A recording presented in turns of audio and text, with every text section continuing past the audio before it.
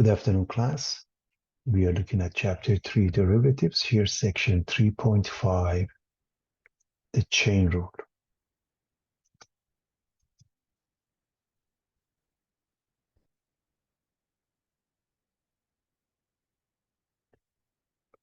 So we looked at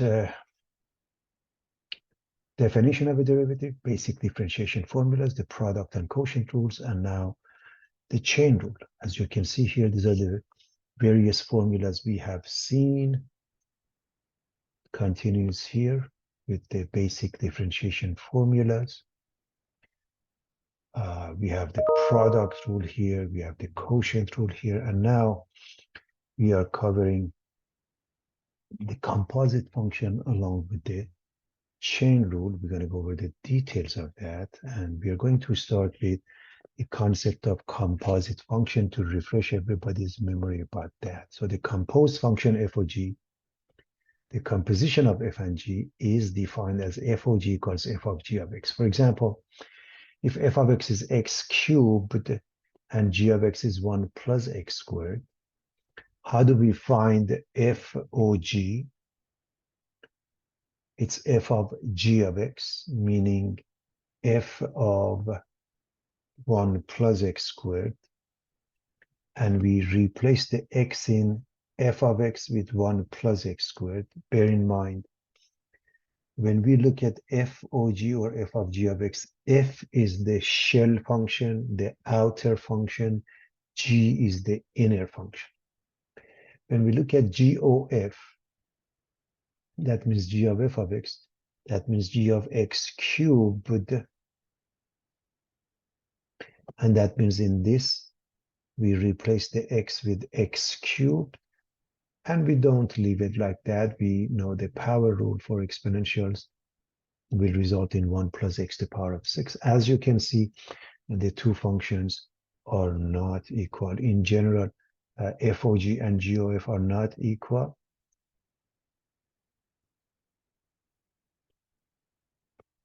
They become equal when the two functions are inverse of each other. As you recall,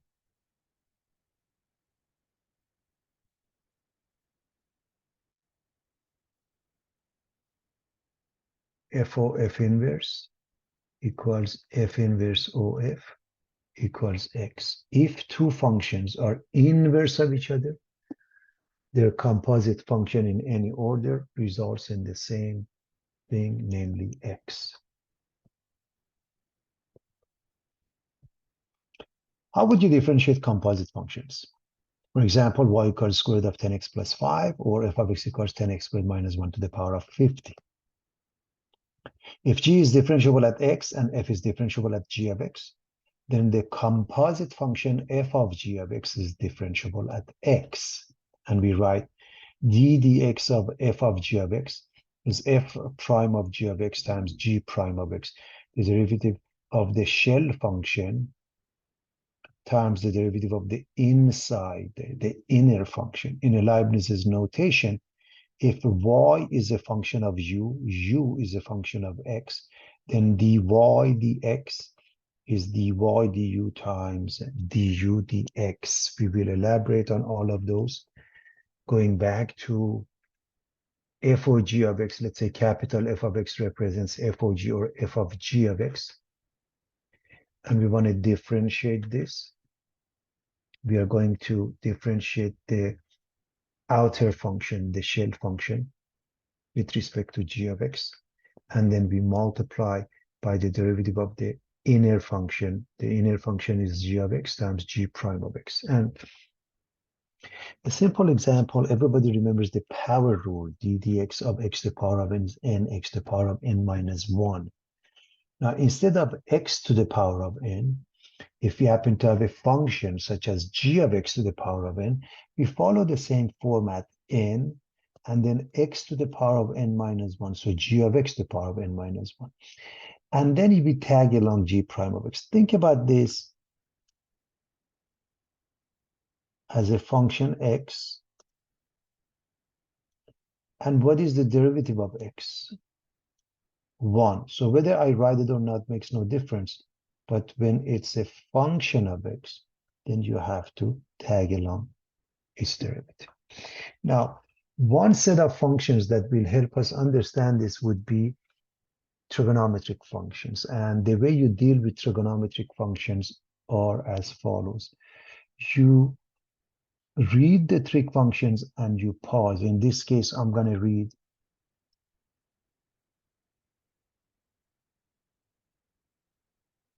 sine, and I'm going to stop. And you know the derivative of sine is cosine. And I'm going to stop.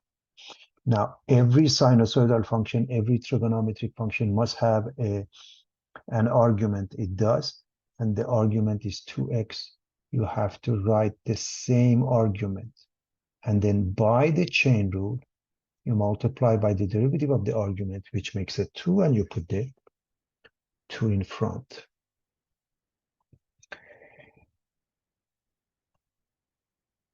If I want to differentiate this one, again, I'm going to read sine, and I'm going to stop.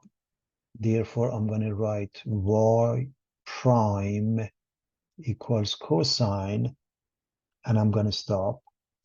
And again, any trigonometric functions, you can't just write cosine means nothing. You have to write its argument. Again, this is the argument, okay, class? Now, the argument here is x squared. You write the same thing.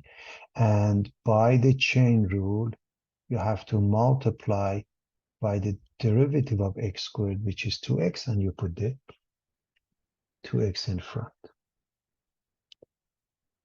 The last one, if you see what it means, so be it. If you don't, rewrite it as sine of x to the second power. And now we use the extended power rule. 2 sits in front.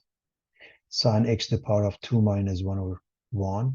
And the derivative of sine is cosine x. So it becomes 2 sine x cosine x. And that's good enough. Some of you may recognize this as sine of 2a, whether you write it or not, that's fine. This is finished, but if you recognize it as sine 2x and you want to write it as such, that's your choice. You don't have to.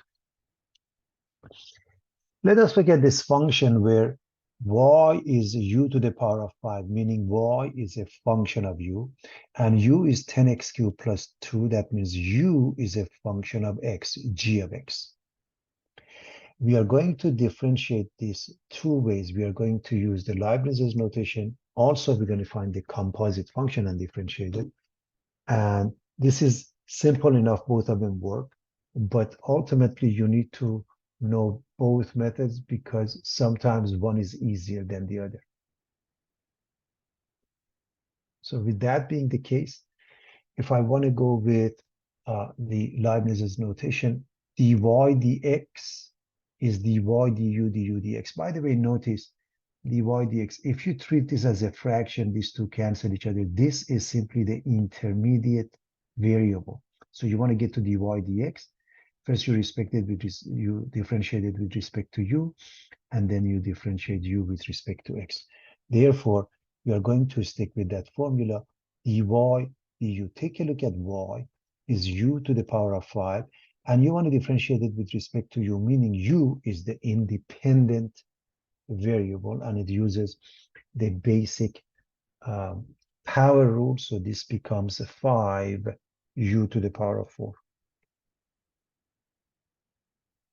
Du dx, differentiate this with respect to x. So simply put 30x squared, and this gives you nothing, 0. So 30x squared.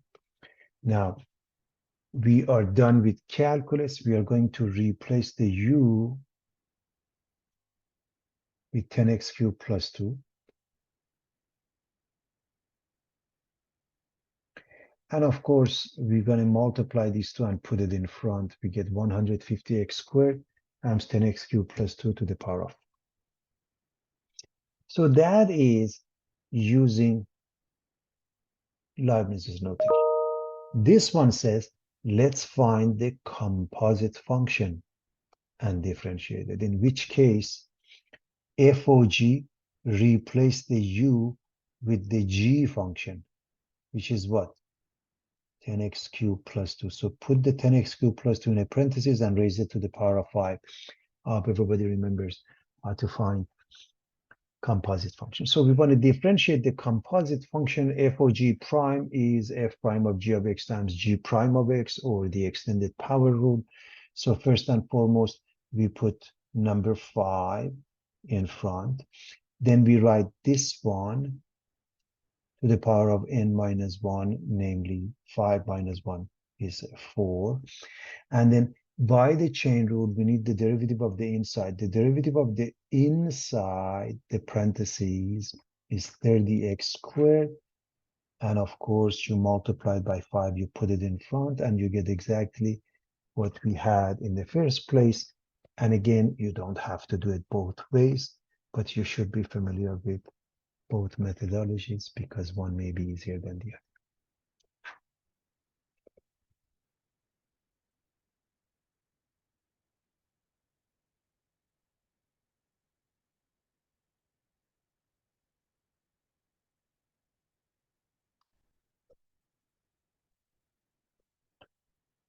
All right, we want to differentiate this. Clearly, we are going to use the extended power rule. If I'm differentiating something like that, I would write this formula from the memory. I would write it down and I just follow that. So write this formula from the memory. According to the formula, a function to the power of n, first you write n is 50. Then you write the same function to the power of n minus 1, the same parenthesis to the power of 50 minus 1, which makes it 49. And then finally, g prime of x, the derivative of the inside, simply put 20x. And we're done with calculus. We put this in front. 50 times 20x is 1000x. So that comes in front and we are done.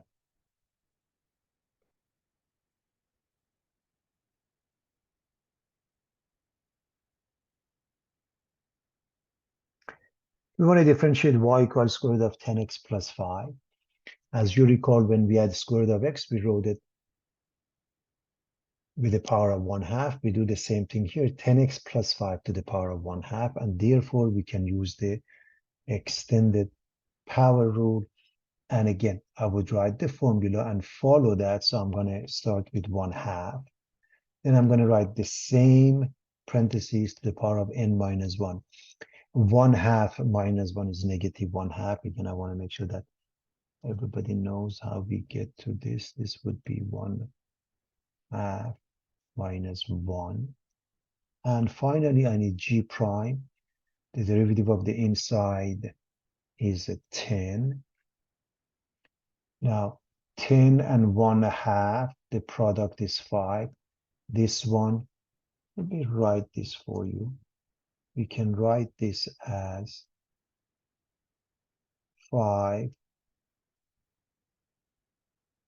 over 10x plus 5 to the power of positive 1/2, and we change it to a square root as the final answer.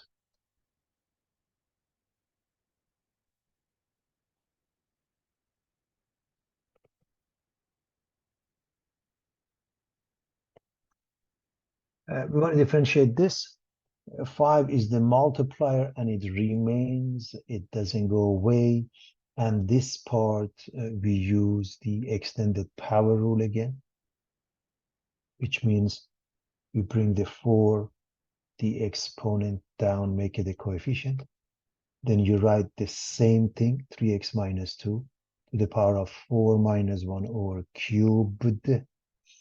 And finally, by the chain rule, we need the derivative of the inside, the parentheses will result in 3. And 5 times 4 times 3 is 60. We put that in front. So 60 times 3x minus 2 cubed.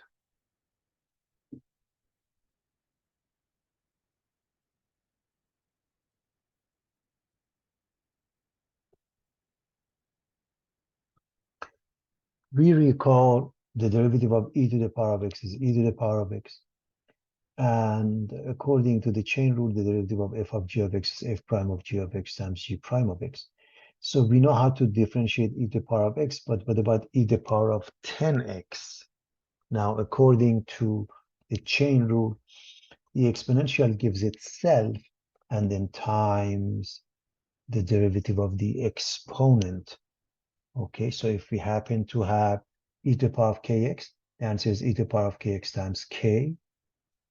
If we happen to have e to the power of g of x, the derivative is e to the power of g of x times the derivative of g of x, which is g prime of x.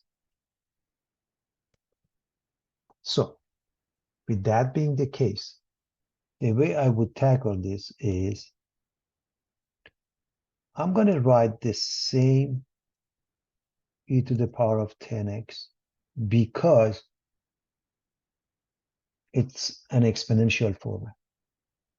By the chain rule, I need the derivative of the exponent, which is 10, and I put the 10 in front, and I'm done.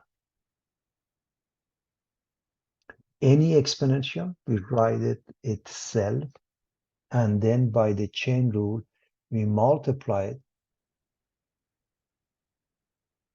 by the derivative of the exponent. For example, here, y equals e to the power of t squared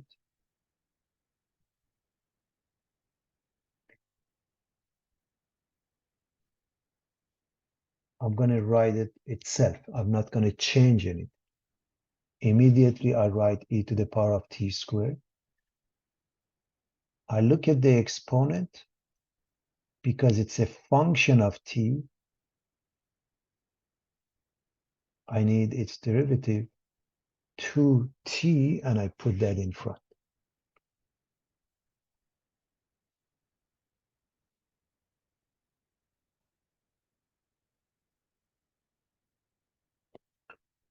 In this case, e to the power of t to the power of 2. First, let me rewrite that because I've seen sometimes students making a mistake with that. I'm going to rewrite this as e to the power of 2t. And now the derivative is itself, e to the power of 2t, times the derivative of the exponent, 2. We put it in front, we are done.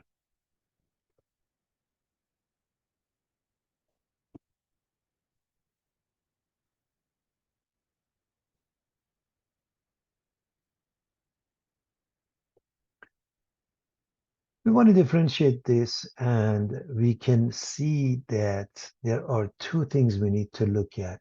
5x and 3x minus 2 to the power of 4. We are using the product rule and then in conjunction with the chain rule. Now, before we move on, I want to make a very important point. This number 5, if it's involved, meaning it's a very large number, like 5,000, 50,000, or if it's a decimal or it's a fraction, then you want to put brackets around this and don't get that involved because it becomes very difficult when the number is involved. This anyways comes out as a factor, okay? But for now, it's not a huge deal. I'm going to go with the product rule. This is the f function. This is the g function. So I need f prime g. That means y prime starts with 5 times the second piece, 3x minus 2 to the power of 4, plus, looking at this one, okay, g prime, the derivative of this whole thing now, I use the extended power rule, which means plus 4, I'm looking at this one now, the same thing cubed, because 4 minus 1, then I need g prime of x. I need the derivative of the inside, which makes it 3 and then going back to the product rule times f 5x, everybody.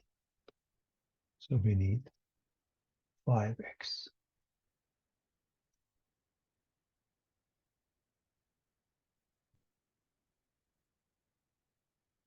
We are practically done with the calculus. This is the end of the story for calculus, everybody, okay? Let me put an asterisk next to it because that's important. This is the calculus part. Everything is algebra.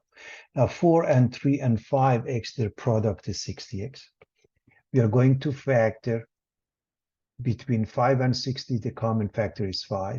Between 3x minus 2 to the power of 4 and to the power of 3, we choose the smaller of the two exponents, 3x minus 2 cubed is in common. Now, this is a simple factor. What comes out from here when you divide this one by this one, everything goes away except 3x minus 2 to the power of 4 minus 3. That means just simply 3x minus 2. So that's the first question. What about this one? When you divide this one by this one, this goes away. 60x divided by 5 results in 12x and 12x only. And all you have to do, combine these two and you're done. 3x and 12x, 15x. And again, I'm reminding you that if this number is huge, if so, then put brackets around everything. Don't get number 5 involved if it's something like 5,000 or a decimal or a fraction. Notice the 5 comes out eventually. So if it's 5,000, there is no reason to carry it in every step. Anytime the numerator is a number, if you have a rational expression or a fractional expression, doesn't have to be rational. If you have a number at top, you don't need to use the quotient rule. Rewrite this as 7x squared minus x to the power of negative 4. This is a negative exponential rule. And now use the extended power rule. You're going to follow that, which means negative 4 sits in front as a coefficient. You write the same thing in a parenthesis to the power of 1 less. So minus 4 minus 1 makes it negative 5. So minus 4 minus 1 gives you minus 5. Then by the chain rule, the derivative of the inside 4x minus 1. And all you have to do, just take this guy down and make it with positive exponent. And we are done.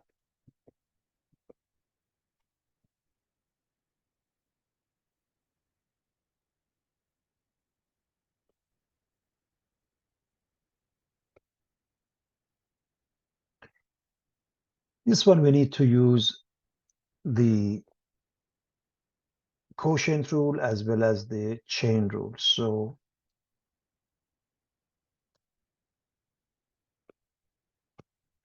the top one is the f function, the bottom one is the g function, and we're going to stick with this quotient rule. We need f prime, which is 1, simply times g. So write this one here, 2x minus 1 to the power of 4, minus g prime. Now g prime requires the chain rule or the extended power rule or the general power rule. Let me write that this is the extended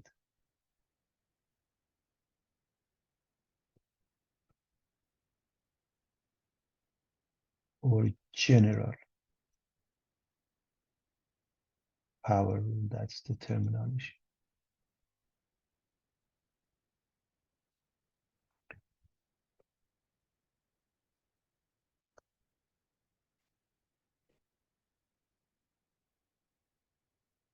Okay, general. Okay, it's hard to read, I know.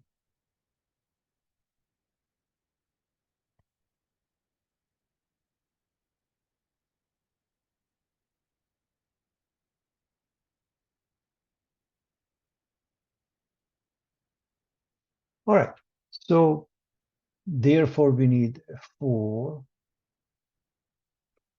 times the same thing to the power of 3 or cubed, 4 times 2x minus 1 cubed. We need the derivative of the inside the parentheses 2. Going back to the quotient rule, I need fx.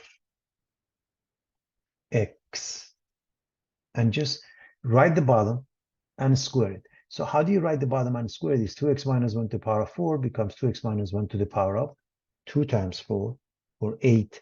This is the exponential rules. And this is the only calculus step, everybody. We are going to use algebraic techniques to finish the job, which means we can clearly see that between these two pieces, 2x minus 1 is in common. One has exponent 4, one has exponent 3. We must choose the smaller of the two, namely 2x minus 1 cubed. So we're going to factor. When we factor, what is left from the first piece? Just 2x minus 1. 2x minus 1. What about here? Well, 2x minus 1 cubed is here, so it's gone. So minus 4 times 2 times x, minus 4 times 2 times x, minus 8x. So what is left is minus 8x, everybody. Minus 8x. So what do? Two things. First, look at this one has exponent 3, this one has exponent 8. This completely goes away, and 8 changes to 5. Then 2x and minus 8x come together as a negative 6x. So negative 6x minus 1 over 2x minus 1 to the power of 5th. The 5th power is the final answer.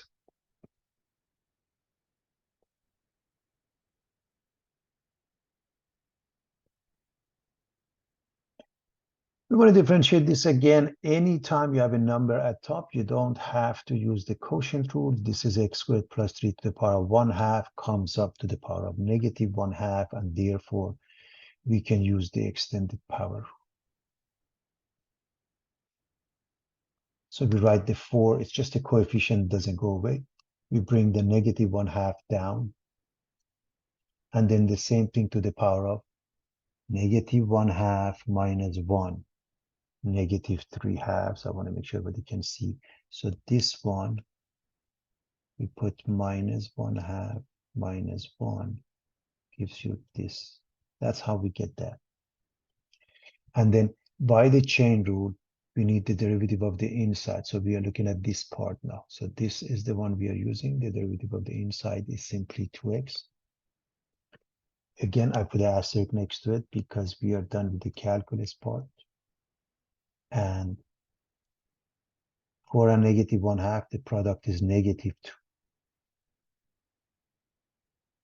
Times 2x is negative 4x.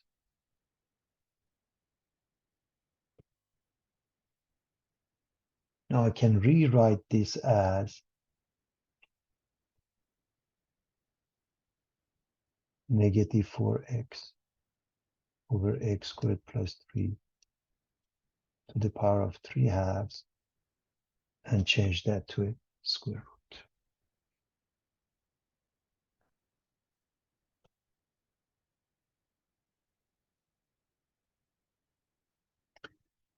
We want to differentiate this.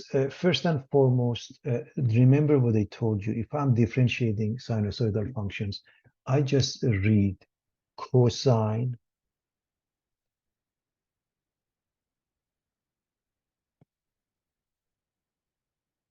and pause. The derivative of cosine is negative sine. And of course, I have the derivative of cosine is negative sine, but if it's u, it's minus sine u du dx. If it's u is the same as g of x in essence here. Minus sine of g of x times g prime of x. So minus sine, you can't write any trigonometric functions without its argument. So it's the same argument. And then by the chain rule, the derivative of this piece, which is 12, t cubed. So you can think of it as this part or this part, the u dx or g prime of x. and this sits in front, and that's the final answer, everybody.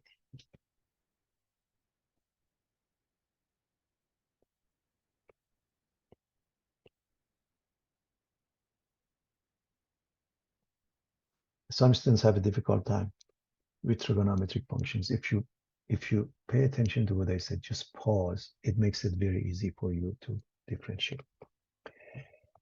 Remember, anytime we have an expression, we think if we can simplify it, especially if it's a fractional form, can we simplify? The answer is yes. So I can do this by writing this piece as x, this piece as 4, and I'm going to use the extended power rule on this. So number 6 sits in front, then x plus 4. Let me write that top quickly. So y prime becomes 6 times x plus 4 to the power of 5. The derivative of the parentheses happen to be 1. And that's the final answer.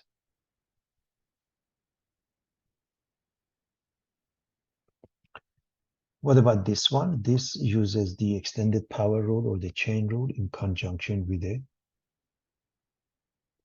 quotient rule. So first, let's stick with this. 5 sits in front. Continue with that. This thing, this is the function of interest, whatever it is, to the power of 4. And now this says take the derivative of the function. So I need to take the derivative of this function.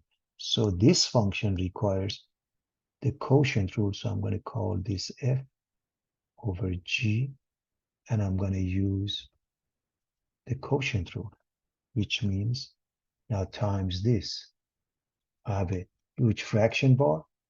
F prime, the top gives me 2 times g, which is x minus 8, minus g prime, the bottom gives me 1. So minus 1 times the top f minus 1 times 2x plus 3. And then I just write the bottom, x minus 8 in a parentheses and a square. We're done with calculus. I put the asterisk next to it. Let's do algebra. So clearly this is 2x minus 16 minus 2x minus 3. 2x cancels out the negative 2x, and these two numbers, they add up to negative 90. Now, you can go to the final answer, but I want to make sure that you see what's going on. So I'm going to write this one the way it is. This one, the top to the bottom to the power of 4, the bottom to the power of 4. And I'm going to write this one as negative 19 over x minus 8 squared. The reason I write it this way, because I want to make sure you see the final answer. The final answer, these are at the top. 5 times negative 19, meaning negative 95 times 2x plus 3 to the power of 4. What's at the bottom? X minus 8. The exponent is 4 plus 2. 4 plus 2. Now, if you want to go from here to here and you have no problem with that, algebraically, more power to you.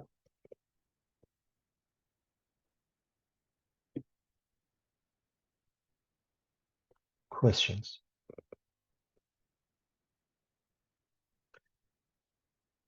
Okay.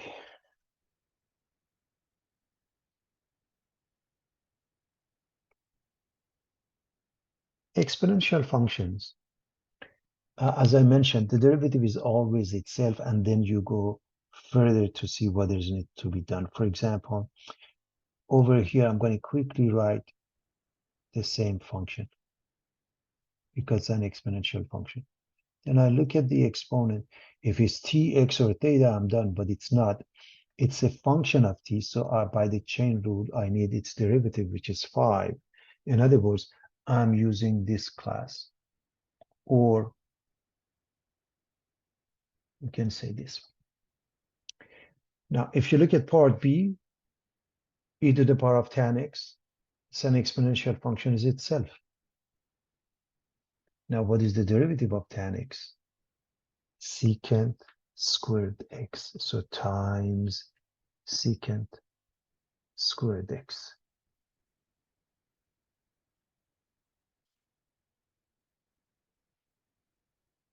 Very straightforward, everybody.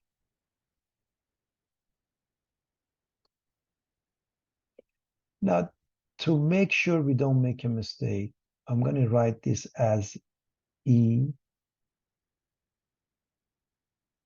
to the power of 2/3 x, so it becomes clear how we find the derivative, which is y prime is itself times the derivative of the exponent is simply 2/3, and I put that in front.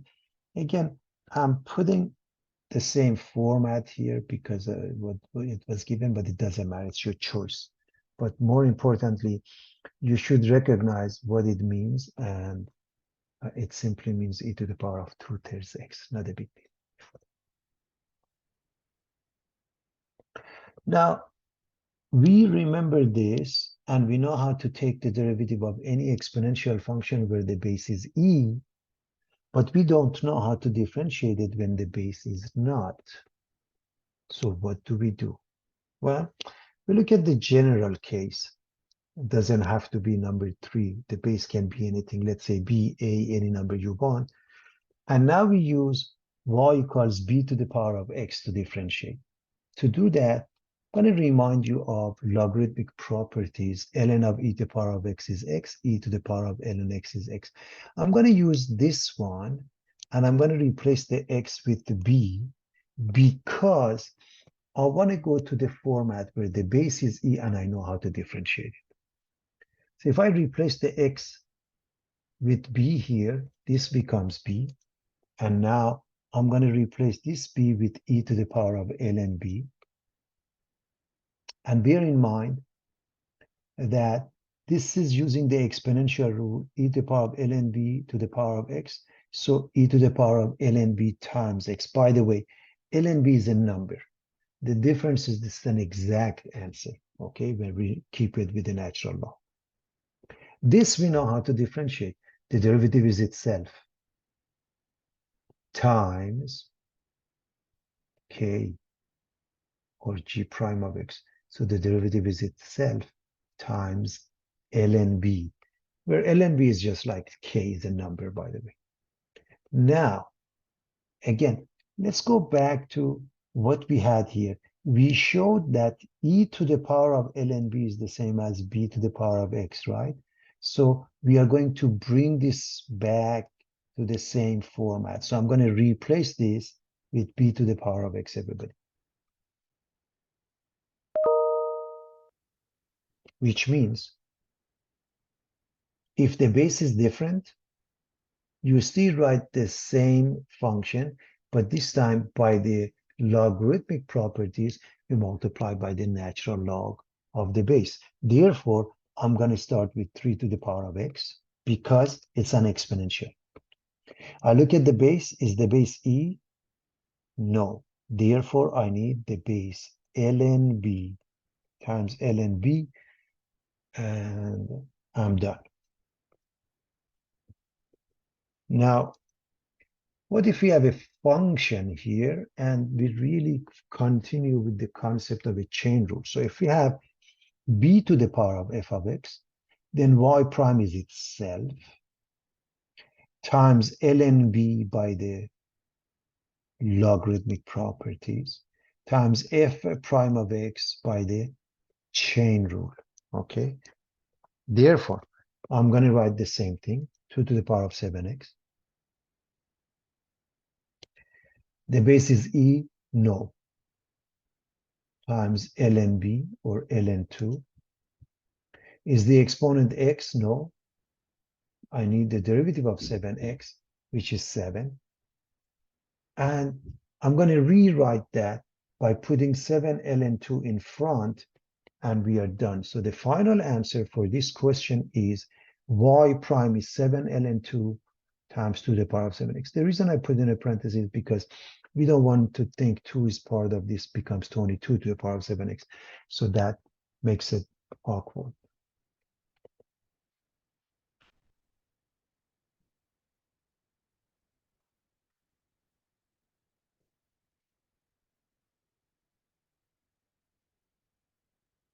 Anybody want to read the question for us, please?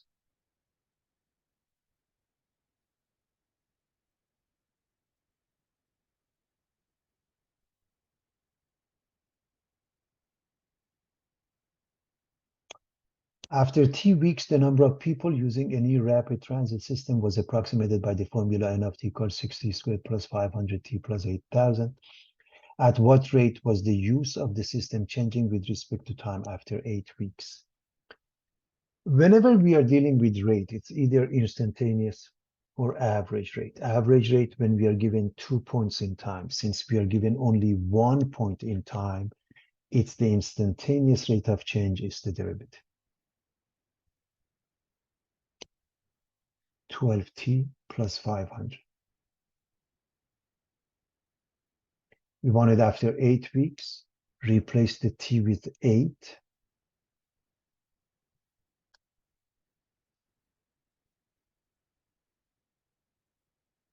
Twelve times 8, 96, plus 500 is 596. Why are the units people per week? First of all, any word problem, you have to give the proper units back. The reasoning is n prime is dn dt by definition, okay, by Leibniz's notation, change in n, the number of people, over change in t, time in weeks. That's why we have that. What does it mean?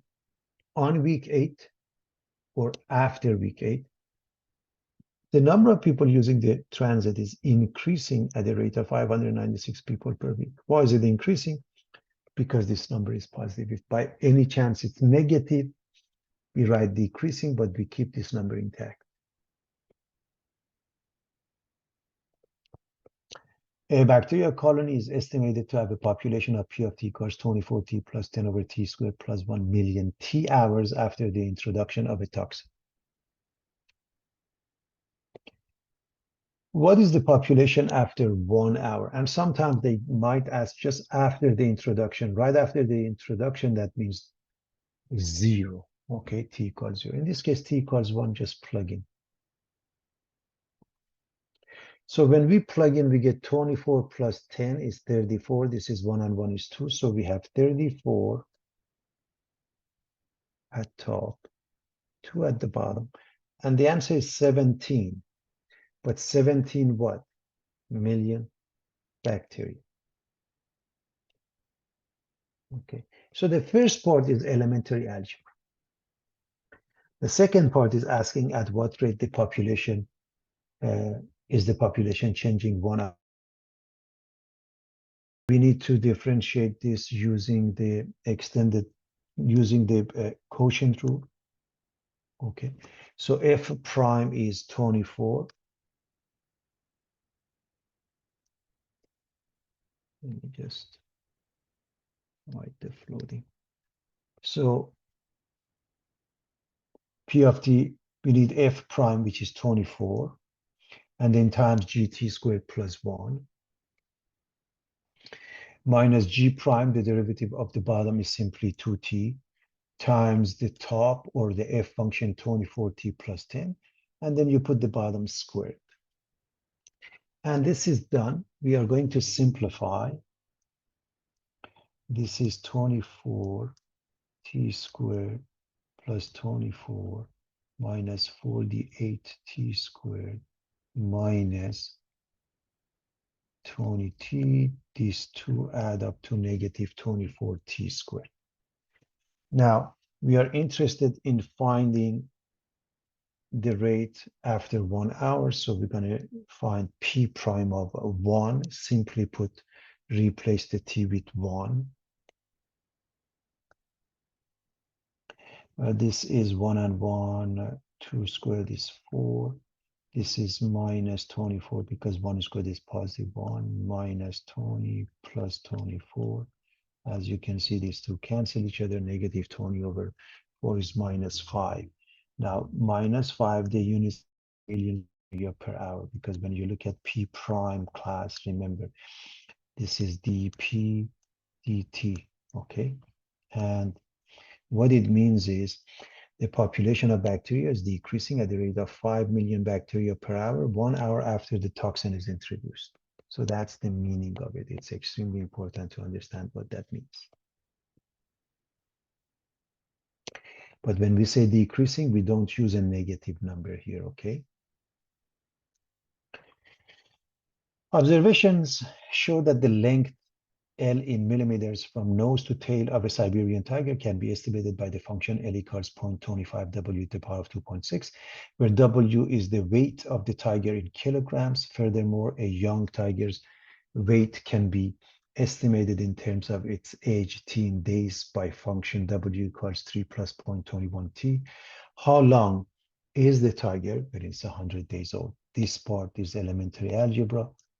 If you replace the t with 100 in this formula, over here we get 21 because we have two decimals and two zeros. They cancel each other. So they add up to 24 kilograms. That's the weight, everybody, after 100 days. And L is a function of W. If you plug in 24 and use your calculator, you get to the following answer. As many of you may remember, 1,000 millimeters is 1 meter. So I'm going to remind you, therefore,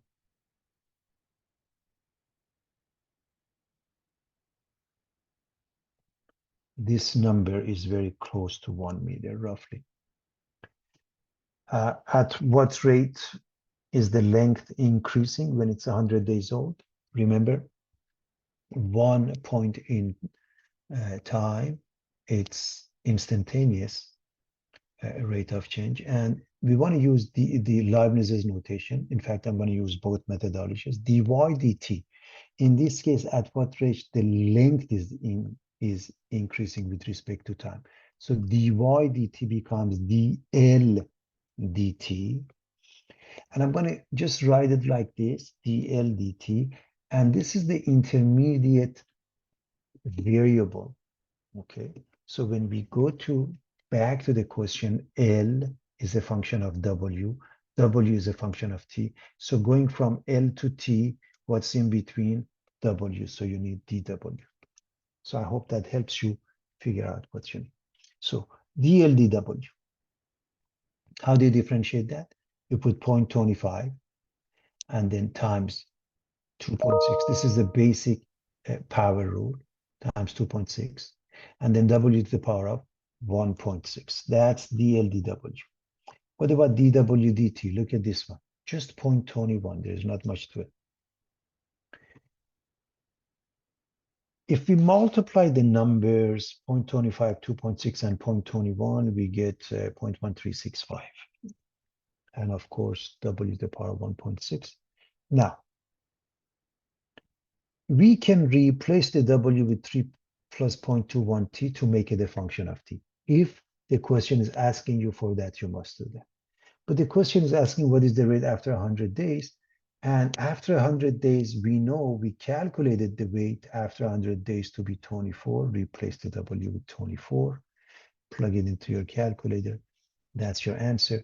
22.0532 millimeters per day. That means when the tiger is 100 days old, okay, it's growing at that rate, its length, okay? Now, of course, they may ask you to do the rounding. If they want you to rounding to the 10th of a decimal, then 0 changes to 1, everything goes away. To the hundredths, 5 remains the same because next to it is 3, so on and so on. I want to show you the second method. What if we use the composite function? And this is very easy to do. Replace the W with this, and you are dealing with L as a function of t.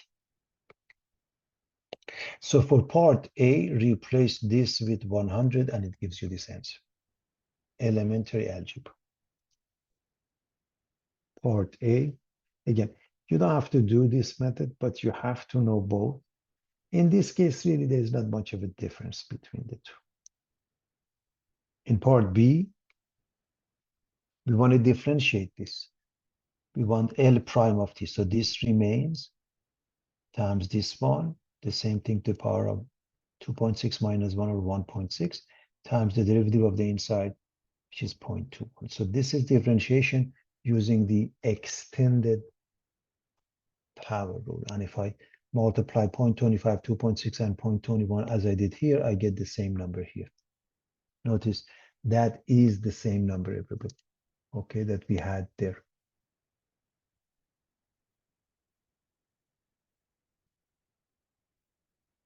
So let's plug in t equals 100, and it should give you the same answer that we had here. Very straightforward, everybody, okay?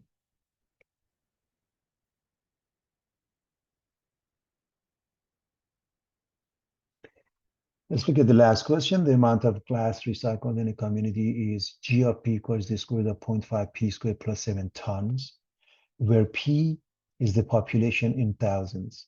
It is estimated that T years from now, the population of the community will be P of T equals 4.4 plus 0.1 T squared thousands. Part A, how many tons of glass are expected to be recycled 4 years from now? Elementary algebra, plug in 4. When you do that, you know this is 16 times 0.1, 1.6 and 4.4 is 6. That is the population in thousands. But that's not what we want. We want the amount of glass. So you plug the 6 in here to find how much glass. So when you plug in, 6 squared is 36, times 0.5 is 18. So this is 18, with 7 is 25, square root of 25 is 5 tons of glass, 5 tons of glass, everybody.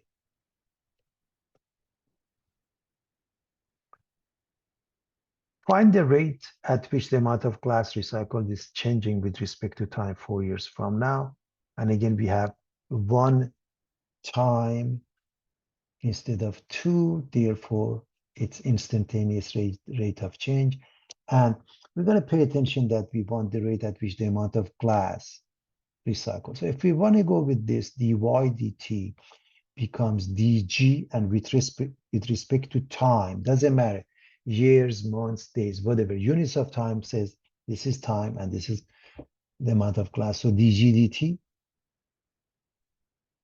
And just like that, you're going to put dg and dt in the same manner. Now, g is a function of p is a function of t. If you want to go from g to t, the intermediate variable is p, so that's dp.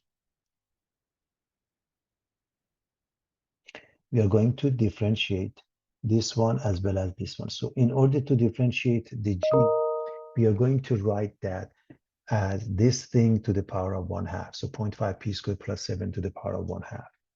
Now differentiating this one uses the extended power rule. 1/2 sits in front. Same thing to the power of 1/2 minus 1 or negative 1/2 times the derivative of the inside, which is 0.5 times 2p, which is p. So please understand, everybody, this one is the product of a 0.5 and 2p. That's how we get that. Okay, so I want to make sure we understood that. So first and foremost, 1/2 sits in front. Secondly, the same thing to the power of 1/2 minus 1 is negative 1/2. Finally, the derivative of the inside, 0.5 times 2p gives you p. What about dp dt? So this whole thing is dg dp. What is dp dt? Very simple, 0.1 times 2t, 0.2t. Now, I can replace the p, okay, with 4.4 plus 0.1 t squared here and here, and make the whole thing is a function of t. And that takes a little bit of time. But the reason I don't have to, because they just want a number. What happens to this after 4 years? That means t, I replace it with 4. But what about the p? Well, when t was 4, we calculated the p to be 6. So that's where it comes from, the 6, from the previous stuff. So replace the p, replace the t according to these values. And now you're going to simplify. I'm going to remind you this part, class. Remember when we did that, this is the power of positive 1/2. What's underneath is 25. So this thing is 25. So what you're looking at, this is 25 to the power of negative 1/2, which is 1 over square root of 25, which is 1/5.